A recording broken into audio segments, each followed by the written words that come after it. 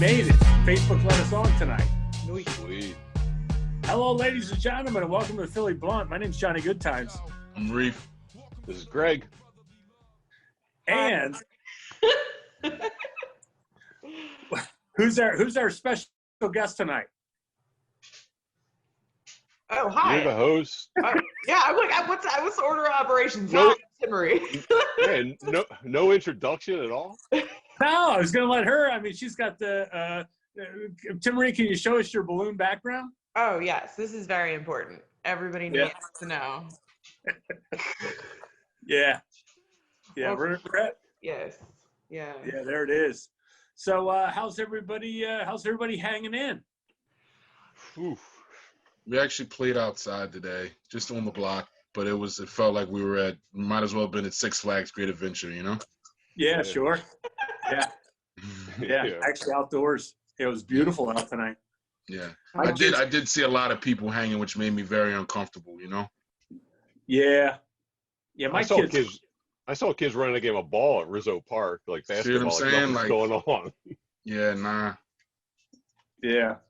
I love the Yeah. idea that they're like blissfully unaware of it. That's my hope, is that they're just living their lives and like somebody out there is still feeling joy. Yeah.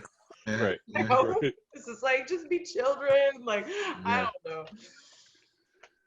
Yeah, it's crazy. I mean, we went out for a run today, and I knew it was going to be crazy down at like Schuylkill on Schuylkill River Trail, so ran somewhere else because it's like, you know, you want to keep away from people, Yeah. but you know, and the bottom line is everybody's still going to be out, but everybody was still out in New York a week ago. Yeah. Now look at New York. You know, so I mean, it's you know, you try to do your part, but if everybody's not making an effort, you wonder what good it is. Well, that's the thing, is that like I feel like if you're distancing and you're washing your hands, I mean, you gotta still get sunlight, and I don't know what people are supposed to do, man. You know?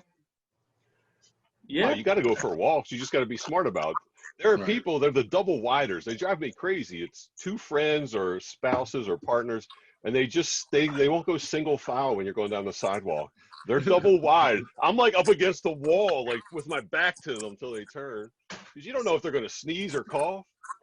Well, okay, so before all of this happened, my biggest problem all the time, I would just like lose my shit constantly, is how bad people are at managing space.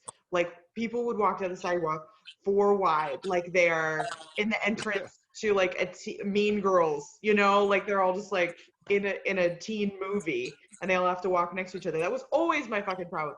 This was my problem in grocery stores, people just not paying attention. And now it's like, if you do it, you're a genuinely bad person too. Right. Right. You don't have any real consideration. Yeah. everything, you know, people say that everything has changed in the last couple weeks. But I went for a run a couple days ago on the river trail, and there were 6 kids with Penn sweatshirts. Everybody's trying to keep social distance, and then there's 6 kids with Penn sweatshirts that were blocking the entire trail by having just to talk in a circle. And I was like, things don't change that much. No, they're the same. It's the same Penn kids just blocking the entire trail, and everybody's just like staring at them angrily. It's like and then I drove to Atlantic City yesterday, and the Jersey drivers are still just bats out of hell, like they're driving like they just did the biggest, greatest hit of meth, and they're like, now I'm going to get it up to 120, and everybody's gunning it. So I was like, all right, some things have not changed. I'm more curious as what you're doing, like driving to Atlantic City in the middle of the night. Like, what's going on? It wasn't middle of the night. You gotta make money. You gotta do what you gotta do. You gotta make money how you can make money, Reef. I don't need to, you know, this is live on Facebook. I don't need to give you a whole bunch of details. I was on my way to Atlantic City. That's all you need to know. Hey, man, they blew up the Chicken Man last night. Yeah, that's right. Yeah, I got a whole story for that one too, but we'll save that for later. You know, I was at Acme yesterday, and Acme at Front and Snyder has arrows at the beginning of the aisles to know, all right, we're walking this way and this one, so no one cross each other. Great idea. So I was behind this older couple, probably late 60s. The woman's got a mask and a bandana on. and I'm waiting to go down the chip aisle to get some Doritos behind her. And she grabs whatever she grabs, and she's walking my way. I'm like, no, that way. And she goes, what are you talking about? I said, the arrows, traffic goes that way. And she goes, oh, please, I ain't even got diabetes. And she walks past me. It's like, coward. Yeah. Yeah, I mean, we're not in a nation of people that give a shit. You know, like that's not, that's part of the problem. We live in a country of people who just don't give a shit about anything already. So when you tell them like, oh, now you need to start giving a shit, they're like, yeah, I'm going to start now. But no. Right. But it is weird. Like I was in Walgreens. I might have talked about this the other day, but I was in Walgreens and like there was strips of tape that are like 6 feet apart. Yeah. And everybody's standing 6 feet, and like the whole line in Walgreens is 6 feet apart. I took a photo. I was like, this is crazy. Like this is our reality right now. Like you feel like this is something out of a history book. Mm-hmm. But like people are standing in a line and they're all behind like tape. Yeah. People were doing it though. Yeah. Yeah, nice. Yeah. So that was impressive. I mean, this is like, so my dad is 69 years old. Nice. Nice. Is that where the balloon came from? The birthday party? No, these are from it was my birthday. But no, he said that this is the weirdest and worst thing that's ever happened in his lifetime. And I mean, this guy's been alive for a lot of stuff. Like, so that's and where he is a very small town. Yet they still have, like, they've been barely hit by it. Because apparently, I mean, it's a small town, but like apparently some guy came back from a cruise through California, didn't know he had it. And then this small town, bloop, you got it. And then he didn't have running water for a little bit. So on top of everything, it's just like, it's straight up, it's not even first world problems anymore. Right. So Timaree, let's talk a little bit about the adjustment you've had to make, because you have like 12 different jobs. She's out every night. She's out in public. Yeah, they've all been affected by this. You run workout classes, you do dance classes, you do sexual education classes. I mean, everything you do is somehow tied into what's happening right now. And I don't even know where to begin, but what's been the biggest change for you in the past 2 weeks from where your life was, say, in late February? So it got very, very real when a few weeks ago, we still had a bunch of shows scheduled. So I work my daytime life. I do education. I do fitness instruction. So I'm in gyms, right? And I'm like surrounded by people and touching things that other people are touching. And that was getting weird. But in nightlife, where we pack people in, I work in a lot of bars. I work in venues. I do burlesque and event promotion. So it was funny because it was like our last couple of days where I was like, I mean, I have to go to work. I have to go. This is not like an optional thing for me. And I don't regret that I did it because I needed that money, to be honest, because now I don't make any money. But I was actually like grateful that being a person on stage and being able to hide in the DJ booth, I was able to keep physical distance from people. So that was crazy. Everything got just like, it went very quickly. I went from having 2 shows a night, 3 days in a row there, and gigging all day long and all day night, to all of a sudden I had this free time, which is the craziest thing. Which would be fun if, they didn't still want rent money from me. Right. Yeah. What are you doing to supplement the lost income? So immediately after that happened, I started being like, would people want to work out virtually with me? So I have the incredible fortune that I've got a little bit of room in my living room, and my live-in partner is fairly adept at tech and was able to like set me up with a whole situation with like lights, and I can like rig it to record and do all this kind of stuff. So within a couple of days, I was able to get up like basically a small business of like virtual classes. People can set one, they can sign up for a weekly thing. I now have to be my own like sound and light person. I'm my own receptionist, my own billing department. Like this has come fast. I've had to learn so many things so quickly. And I honestly, it's just like, because those of us who are this age, redacted, whatever. We've had to do this the whole time anyway. So like, you know, the economy never was what our parents told us it was going to be. Right.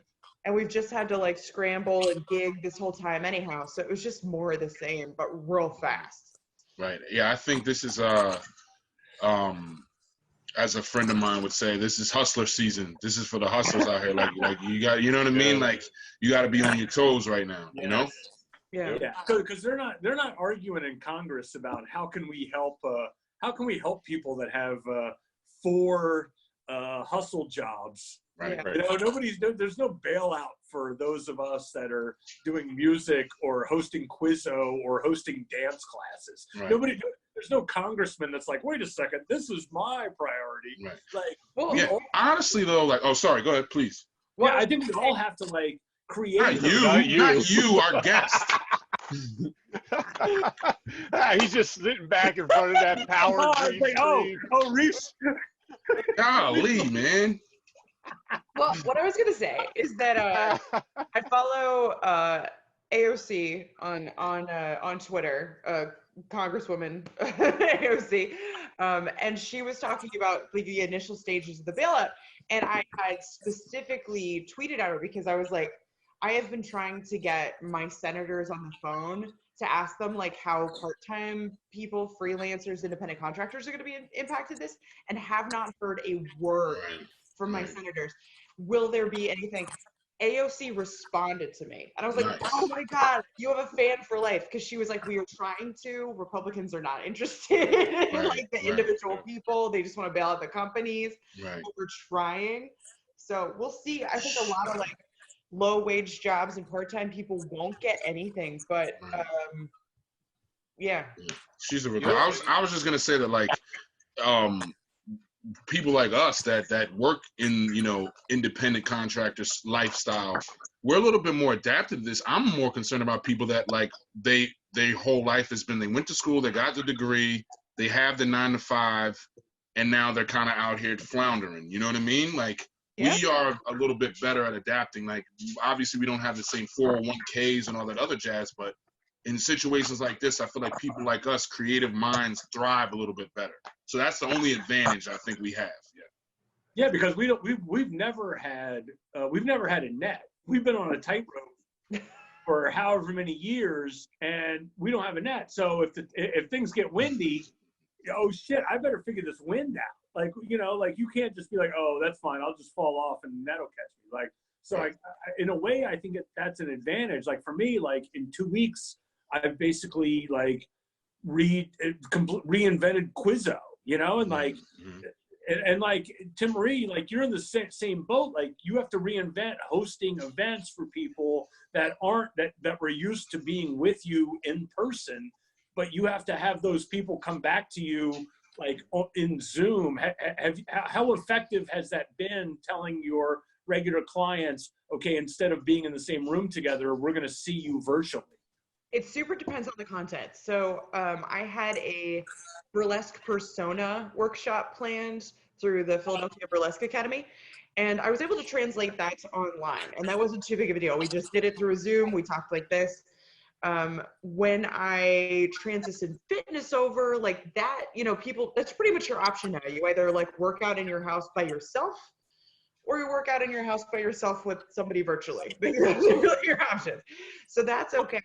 But burlesque, like, I don't know how that's going for folks. I was a part of a show called The Resilience Review. And basically the idea is that it's a bunch of burlesquers who have sort of banded together, and the first person starts the show and then directs everybody where to send money and then which Instagram Live to go to next. So we each just went Instagram Live in a row. And it was like so strange to perform to no one, you know, to silence. It's just the music. Even though there were people that were watching it, or actually, you know, it's like 100 and 200 people like watched it, and people sent money, which was amazing. And it like, oh, my heart.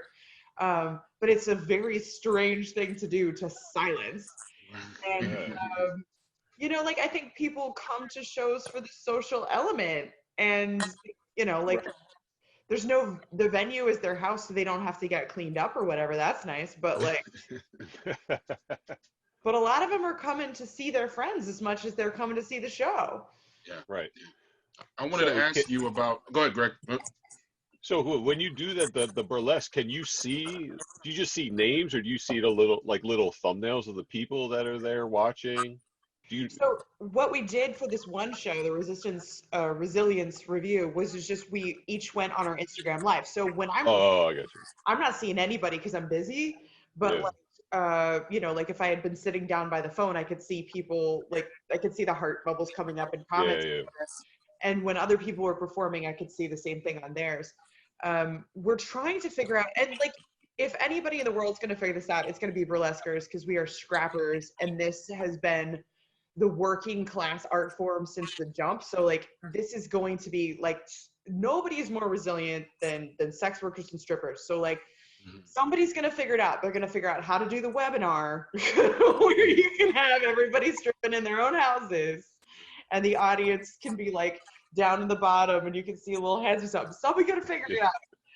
Like, I wanted to ask you about, I feel like burlesque over the past couple of years, it's become, I'm wondering, for someone that's been in the trenches for a long time doing it, do you see this as sort of like it blowing up or becoming trendy? Because there's a difference between the two. I'd say that, I mean, burlesque is super old. Like, as a genre, it's like thousands, you know? Right. I would say, it feels like in the past couple of years, it's become like, I see it a lot more like prevalent. Yeah, I think it's more mainstream now. And it would be closer to what it was like. And this is funny now that you asked that. Before radio was invented, burlesque and comedy were still really closely combined together in vaudeville.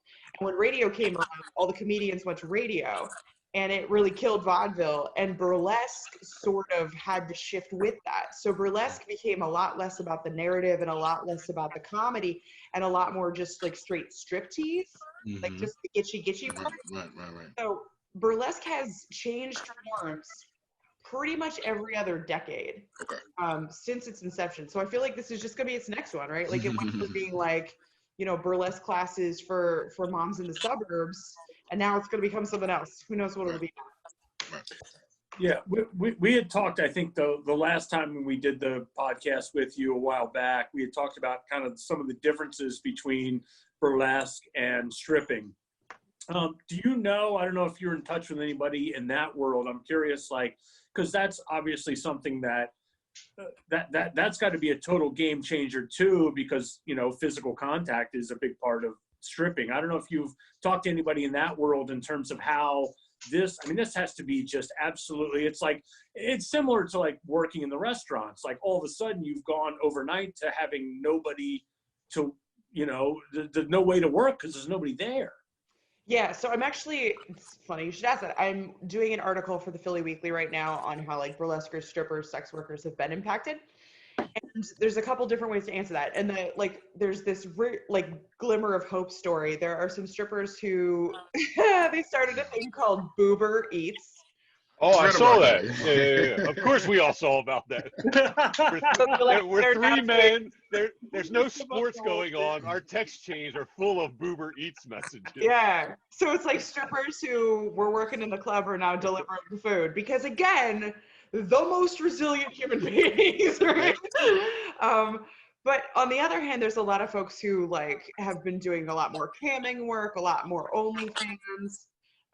They're doing, you know, just more like custom and bespoke work like that, and selling pictures and videos and that kind of thing. That's still definitely a thing. And then some people just aren't making money right now. You know, like there's also just people who are just kind of screwed. I follow some sex workers who are sick too, right? Like because people got sick. And like there's a friend of mine, she's a dom, and she's sick right now, and she's just like, well, that's it. I mean, like, what am I gonna do? Like, how do you dom from afar? It's possible, but it's a lot harder. So it just varies. And this, I think, if anything has ever blown up the inequality, the socioeconomic inequality in the U.S., this has really, really made it obvious. Right. So if you're privileged, you can probably scramble, right? If you have a nice apartment to yourself, you can just cam all day and just Right. ching. If now suddenly you have a bunch of roommates who are home and you can't cam anymore, or like you've got family now or whatever, those people are going to have a harder time. So I think it just totally depends on how you were situated to begin with. Right. So can we say for our fans who don't know what camming is? Ooh, good question. Yeah, so camming, you'll maybe hear the term cam girls. Basically, it's like an online.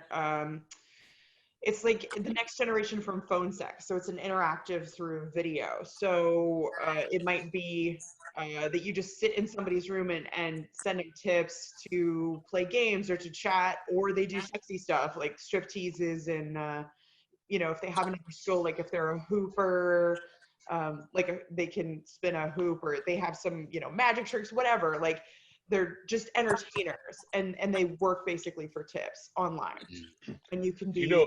yeah. Mhm. Do you know what kind of percentage those sites take for the cam fees? I think it varies. Uh, I'm sure all of them are super bad. Yeah. Like, I'm sure all of them take a pretty good chunk. I mean, that's how anybody who's going to make money off of girls getting naked probably takes more than they're supposed to.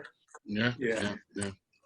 Over the past few years, the sex work is work movement has kind of taken off a little bit. Are you seeing the perceptions changing a little bit, the respect getting a little bit more? Because as a obviously an older guy, I'm almost 39, 40.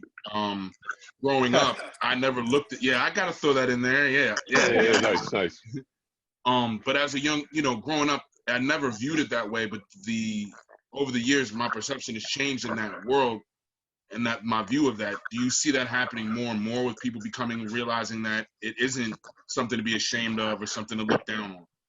Yeah, big time. I think the thing that really, really crystallized it, people have been doing work in sex workers' rights for always. Like there's always been people in the trenches doing this kind of stuff and trying to get people bail money and trying to make sure that people are being treated fairly by the police. Like there's a lot of issues with police abuse of sex workers. Of course, But the thing that really they abuse everybody. Yeah. So the thing that really changed stuff was FOSTA SESTA. This was a couple of packaged bills, one in the House and one in the Senate, that were meant to combat sex trafficking. That's what the intention was. But what it actually did was a bunch of censorship online. And it's not why Backpage went down, but it's related to that. And the DOJ was actually opposed to FOSTA SESTA because they said it'll make it actually harder to find people who are being trafficked because you're just going to drive everything underground. It was really easy to find trafficking victims when you can just go on Backpage and you can just go on Craigslist and you can look for sex workers.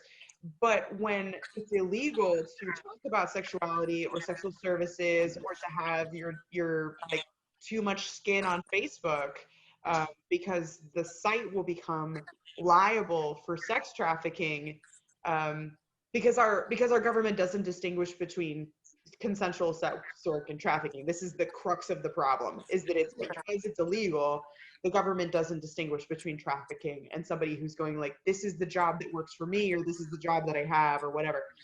So because of that, there was nothing we could do but have a much more vocal opposition and a much more prominent place that like sex work is work.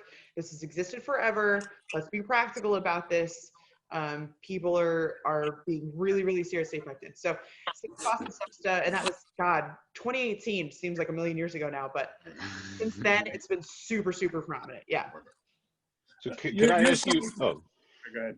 last time we had talked, you had discussed about we discussed polyamorous relationships. Mhm. So in this climate, is it in those relationships, is it more common that two people are quarantined together and the outside people, there's other people outside who are quarantined away?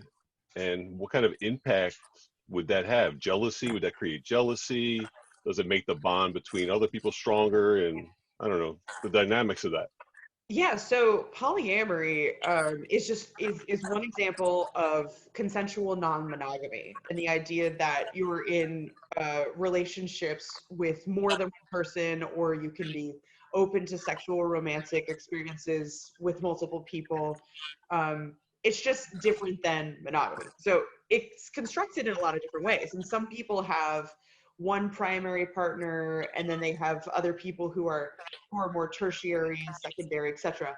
Other people have relationship anarchy, where everybody exists sort of like on the same plane and no one is privileged above another.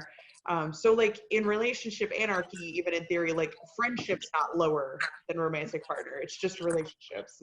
It's based on how close you are as a person. Then there's also models of group relationships where it's multiple people are connected to each other. So there's just lots of options, and people construct these relationships differently. So depending on the situation, maybe they already all live together, or maybe a couple people live together and then they have partners elsewhere and they've just been like zooming a lot, you know. Like it just super depends. And then if you're just like a swinger, I would say you probably just should hunker down right now and go back out, you know. So I was going to ask you, like in terms of, you know, you've got your ear pretty low to the ground. I mean, this is a radical thing. You know, we're all, you know, boring old married guys, but like this has to be a radical thing for single people. And like the way that dating is conducted, I mean, we live in this like Tinder world where people are just like, oh, hey, I'll meet you at a bar in 5 minutes. And now that's not a thing anymore, like overnight. Like, have you talked to people just in terms of how radically dating has been changed in this whole thing? yeah, so I have a few friends that I've talked to this week who are like, I went on a date this week and I braced myself because I'm like, they're responsible. But the answer is they went on a date like virtually. And people are just doing that. Like, so they'll match on Tinder and then they'll do a Zoom or a Skype or a FaceTime. And I love that. And I'm also just like, oh God, things are just so weird. Yeah. But people, you know, people are horny and people seek connection. Like that's how we as a species we are only here. All of us are only here because our ancestors got along with other people. Right.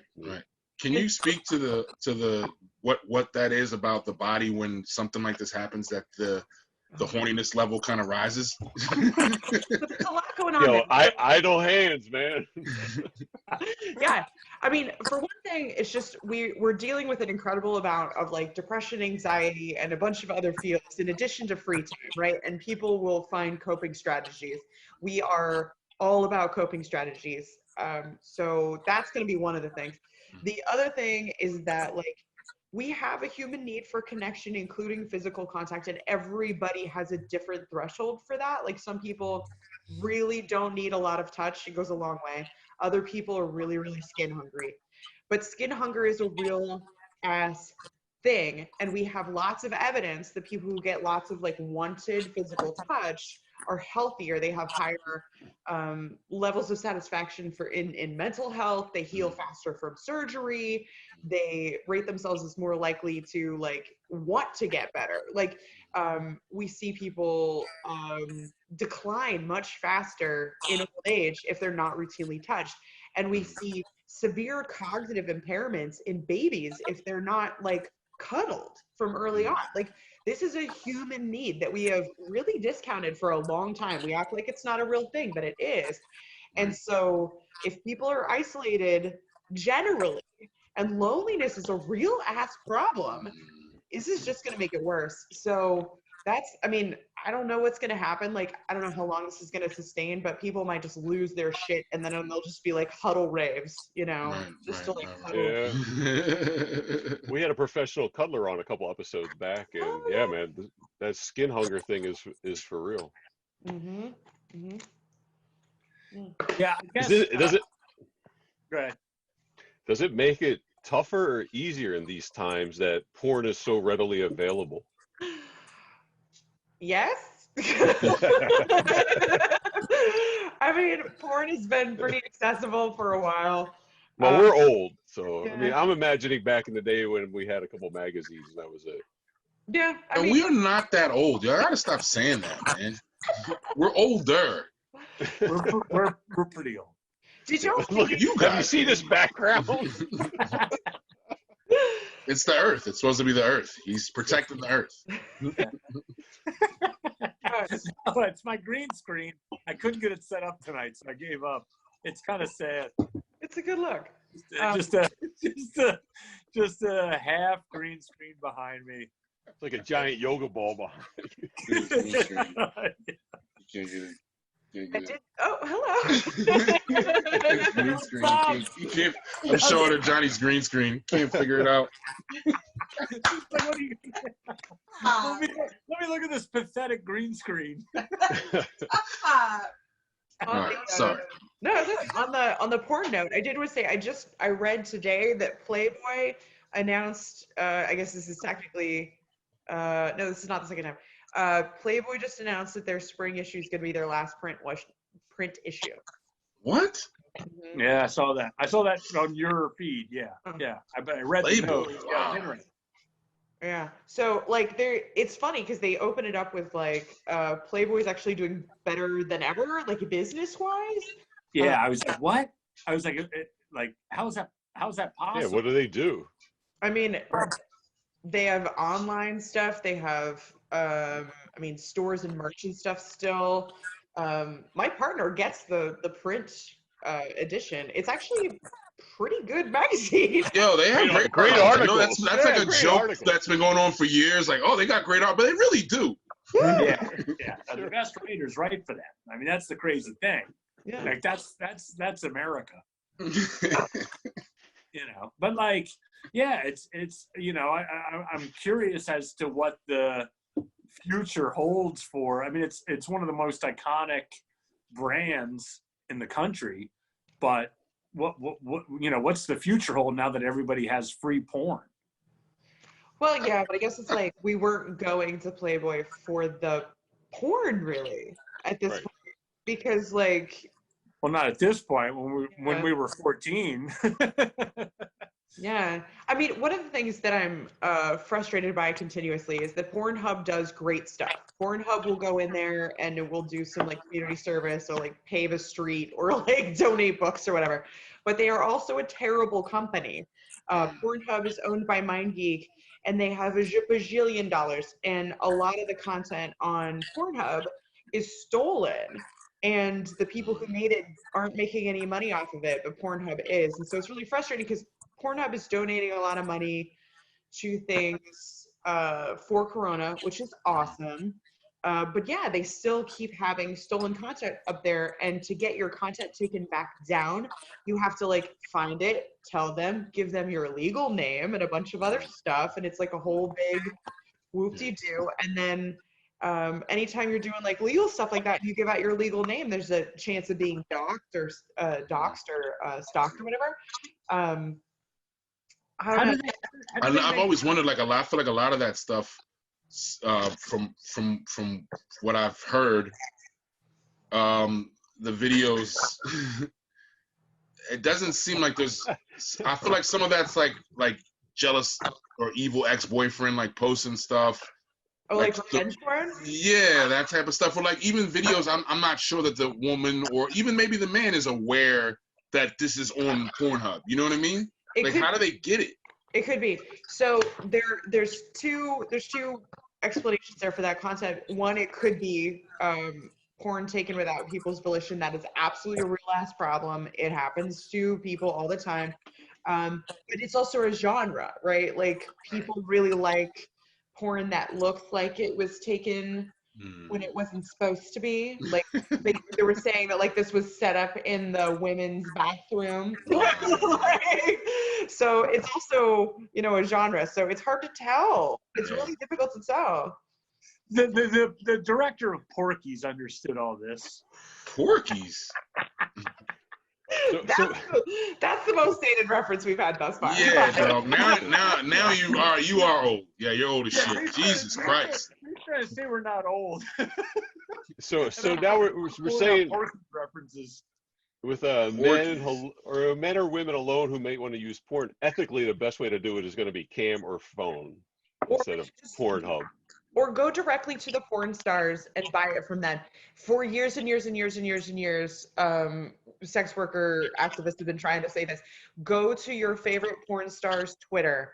Go to their website. They will give you 20 different ways to pay them money for porn. Absolutely not difficult at all. It is a great thing to do, to go directly and support the performers that you like. If you don't have a performer that you like, you can just go to a more ethical company. Like Bright Desires is mostly all videos made by real couples, and then it's put up there. There's also ethical companies. Like are the women owned ones any better than the male owned ones? I mean, I wouldn't say that gender inherently is going to do it, but companies that focus on having a female audience that want that are more likely to be good to their performers too, more ethically sourced. So like Pink and White Productions comes to mind. Yeah, there's a lot of, if you Google feminist porn, your search history will be great. And also, you can find a lot of great companies that are making much more ethical porn, where they take the artists into consideration. The performers are consenting to everything happening. They're getting paid for it appropriately, etc. So, look for some feminist porn. It doesn't mean the content itself will be inherently like woman empowering, because there's feminist porn that's just like super degrading and filthy and like whatever you're looking for, they got it. But it would be more about like everybody was on board. Right. Right. I mean, let's write this down. Feminist porn. This guy. How have things changed? Because like things, now we talk about Pornhub and so forth. Like now that, I mean, almost everything you want is free. Like even from the Wild West days of the internet 15 years ago, that's a radical departure. Back then, everybody paid for subscriptions and what have you. Like how does anybody making money now when all the content's free? I mean, it's harder, but it's definitely the big companies still make it. The performers make less. Right. Okay. Yeah, big companies. I wanted to ask you what you thought about I've seen a lot of memes and things like that are kind of like looking at how gender roles are defined in a situation like this. I saw one the other day that was like, we're looking at guys different now. We want to see a guy that knows how to hunt, knows how to cook. You know what I mean? I was laughing at that because I'm like, we live in the city. I'm not going to be able to hunt anything but raccoons. What do you But do you think that like naturally people kind of go to that, you're supposed to be the hunter-gatherer thing, or is that just like short-minded? I mean, I think that there probably is going to be some data about like in wartime, and I would consider us like some kind of in wartime right now. How in wartime we do probably have at least a segment of the population, if not the majority, a segment of the population will much more strictly adhere to conservative values, to whatever is tradition, whatever is familiar, whether it's good or bad. What's more familiar will feel good to them. And then there are other people who are going to be, in the face of great trauma, be like, now is our time to finally make all the changes. Right. So my personal thought is we're going to see much more polarization about this. The people who are already about traditional values are just going to dig in their heels more. Right. And the people that were like, we need to get rid of capitalism, are going to be that much more like, well, it's done anyway, so now let's go with it. Do we ever find common ground? Ever? I mean, maybe individual people. Yeah. But I'm saying us as a whole, it'll never happen, right? I don't think it will. No, it's time to give that up. Yeah. It's time to give it up. I'm done. I'm a federalist now. I only care what happens in Philly. I only care what happens in Pennsylvania. The rest of the country is. What did you say you are? What? Would you say you are now? I'm a Philly guy now. I'm official. He's a federalist. A federalist. Yeah, I'm a federalist. Like, dude. That only makes me think of Federal Donuts, and now I want a chicken sandwich. in Alabama they're saying like, oh, we're not gonna do any of this. Like we're just gonna, if people die, they die. And it's like, well, I can't get mad at that. Like that might as well they might as well be, in like Belarus or something. Like it no longer, at some point you just have to give up on the concept of, oh, I'm an American, I care about all the other Americans. At some point you just have to say, no, if they're so stupid that they're just going to let themselves die, because if they didn't interact, then it would be giving up freedom, then like then as Ivan Drago says, let them die. Jesus Christ, man. I mean, I'm sorry. Like I can't, at a certain point, like I can't be like. He used to be a liberal back in the day. Yeah, I did, but like at a certain point, it's like, how can I care about what happens in Alabama if they're not going to protect themselves? Right. No, I get it. Like I want to take care of my family. I want to take care of all you guys. I love all you guys. Like I want us to all like. Well, this is get through this together, but I can't. I don't have. It's 325 million people. I have. Right. I get it. We're the people right here are part of your country, and that's how I've always been. It's like I have my country, and then there's the rest of the country. It's like I if you don't get it, I'm not gonna waste time arguing with you or posting facts and stats. I don't have time for that. I care about the people that. It doesn't matter. That's what we've learned in the last 4 years. Stats and facts don't matter. Facts are irrelevant. Well, I mean, they don't convince people. But the problem is with this outlook, it's like we can mentally make that shift about who we can care about.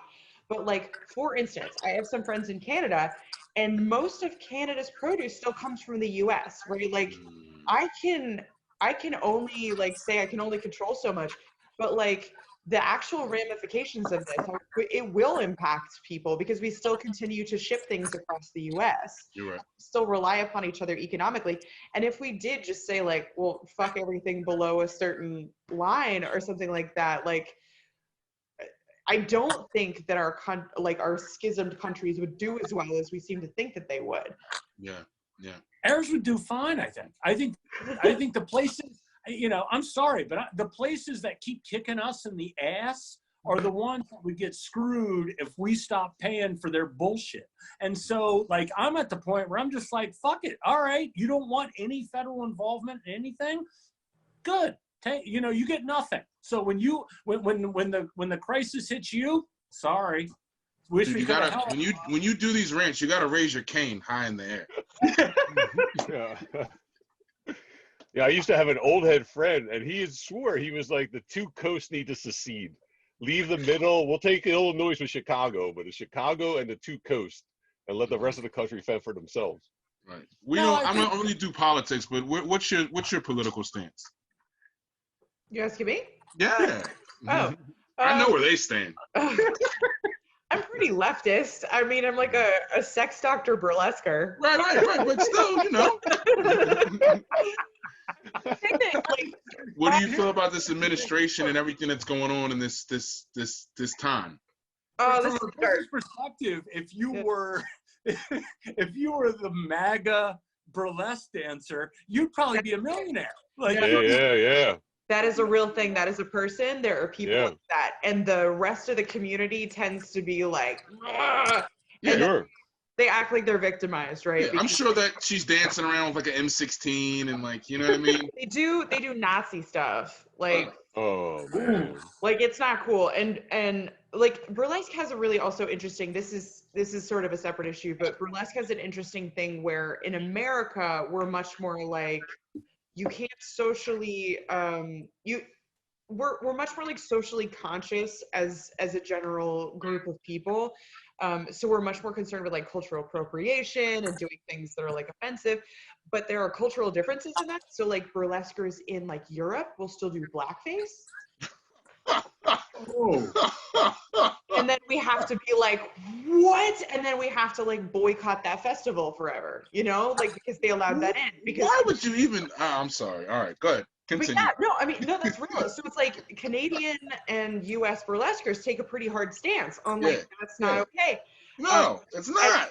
And we'll be like, that person is fucked up, and the place that allowed that to happen, we have to boycott.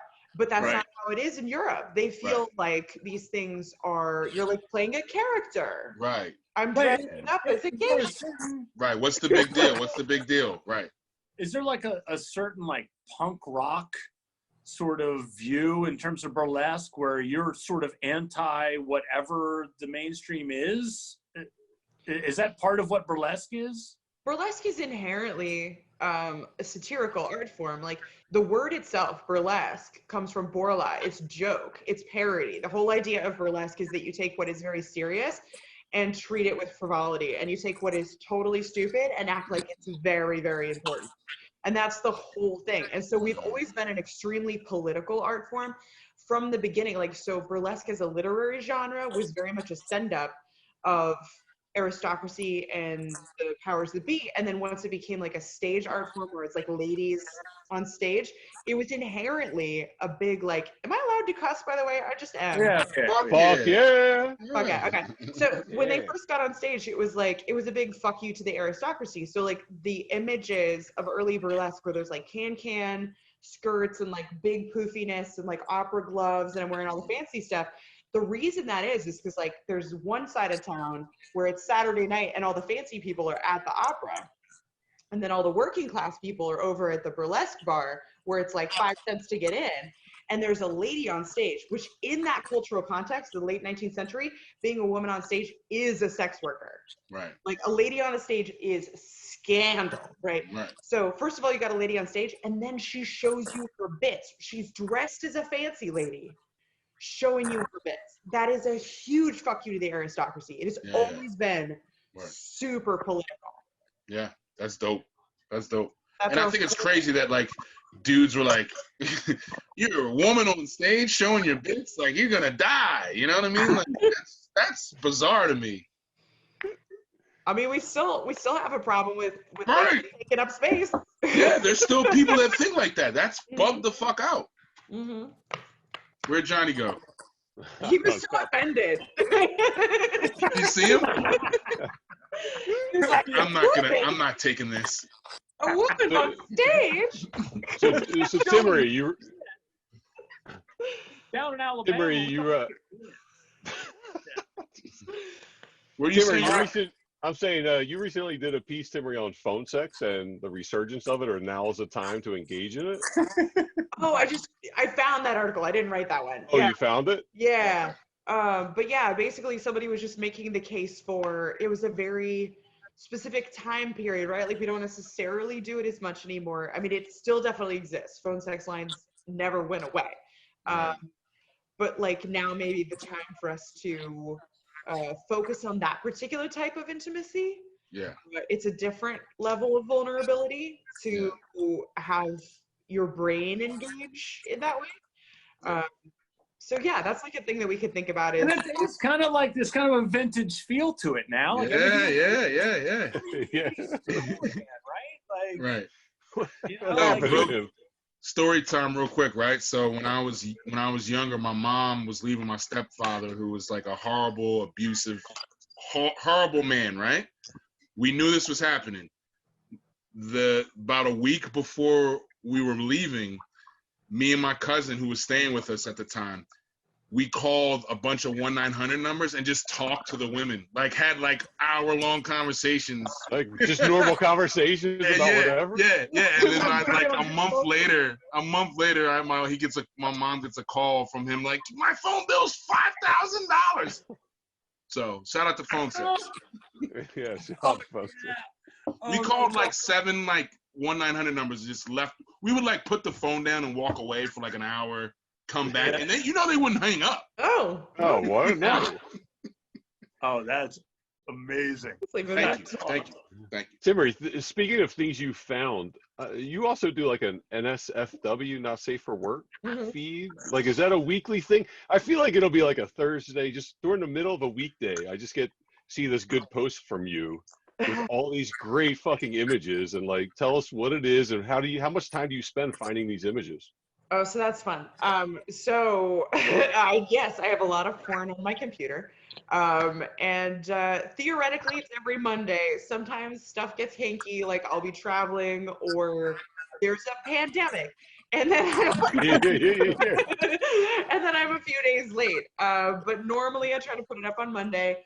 And for the longest time, I was able to source it off of Tumblr back when Tumblr was good.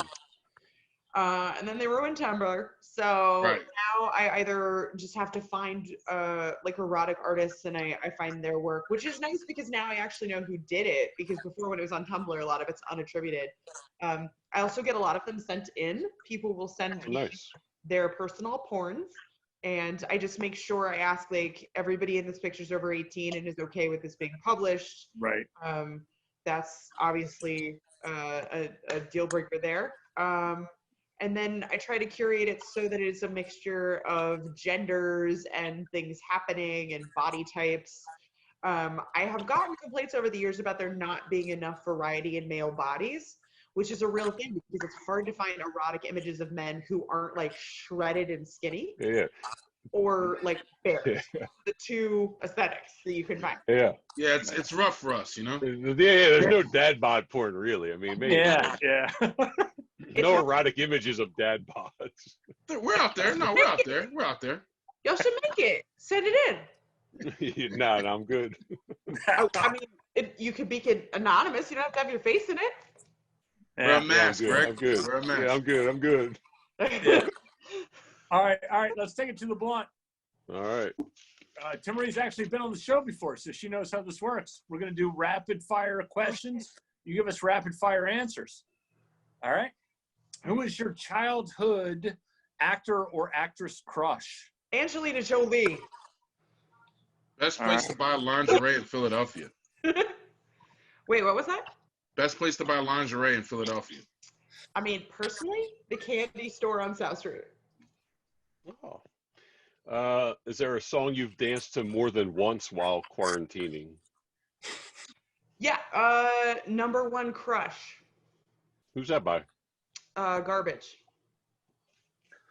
If you were a wrestler, what would be your entrance theme music? I mean, I feel like Seed 2.0 by the Roots might be good. Yeah, that's pretty good. That's pretty in your face. I like that. Yeah. Did you go to your prom?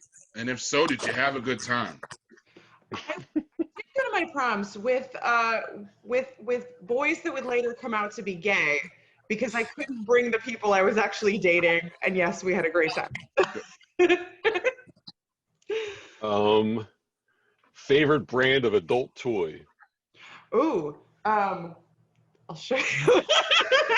The new. Hey, that's why we're live visually. Okay.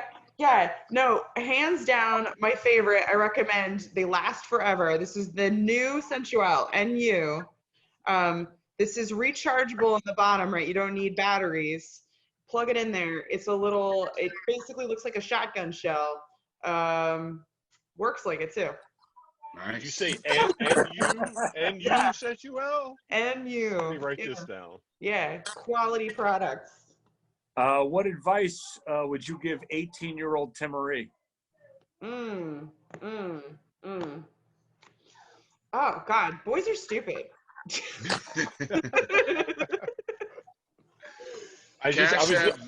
Cash App, Venmo, or PayPal? Early Venmo. Early Venmo. Yeah, just to piggyback on the boys are stupid. I was listening to the new Dua Lipa album today, and she's got a song where the chorus is "Boys will be boys and girls will be women." You're a spicy woman. Give me a spicy series to binge watch. Oh wow. Okay, last night I watched Feel Good. It's on Netflix. I somehow watched the entire season without like blinking. It's very quick. All the episodes are like 20 minutes long. The premise is it's like this couple that gets into relationships super fast. There's like talking about addiction and codependency. And I know that sounds like super heavy, but it's created by this comedian. So the whole thing is so funny. I kept like laughing audibly, like awkwardly, like very loud. So Feel Good. Feel Good? All right. Did you watch Tiger King? No. I don't want to see tigers in captivity. That makes me sad. Okay. Give us a brief synopsis of one of the weirdest DMs you've ever received. I know it could go on for a whole show. Just give me one.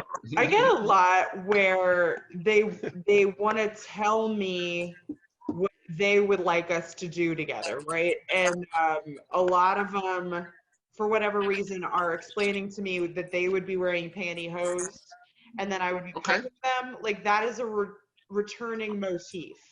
For our audience, explain to them what pegging is. Oh, pegging is a phrase that Dan Savage popularized, where it's basically like a person who doesn't have a penis using a strap on usually a man in the butt.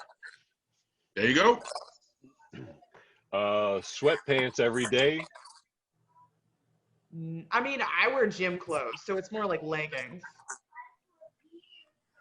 Who would you add to Mount Rushmore? Elizabeth Warren. Okay. Daytime shower, nighttime shower, or both? Every time I sweat. So at least every time I work out. So at least twice a day usually. Like 8 times a day. You have like 8 jobs. Yeah, shower lots, yeah. Give us one item you stock up on. Whiskey. Which kind? Bourbon, scotch? I got all the old granddad they had in the store. Nice. OG. Nice. All right, I think that's a good way to close it out. Hey, I have one more question, of course. So when this is all over, we're allowed to congregate in groups. I want you to describe the first slut church in 3 words. Oh. Okay. I'm a big fan of slut church. I try and go as often as possible.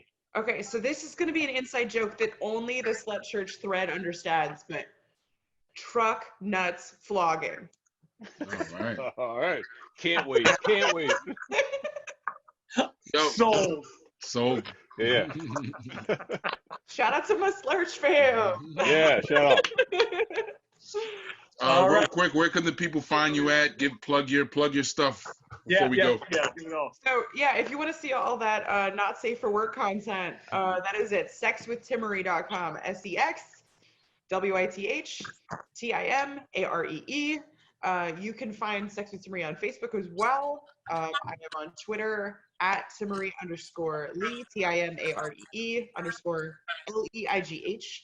If you want to see burlesque, my stage name is Honey Tree Evil Eye. So friend me on Facebook. Find me on the Instagram for lots of pictures of my butt. Nice. She's not lying. She's not lying. It's just butt. That's it. It's the whole thing. Thank you for joining us. Thank you. Thanks again. Thanks for coming back. This was fun as hell. Yeah. You rock. Thank you, Timaree. Stay safe. Cheers.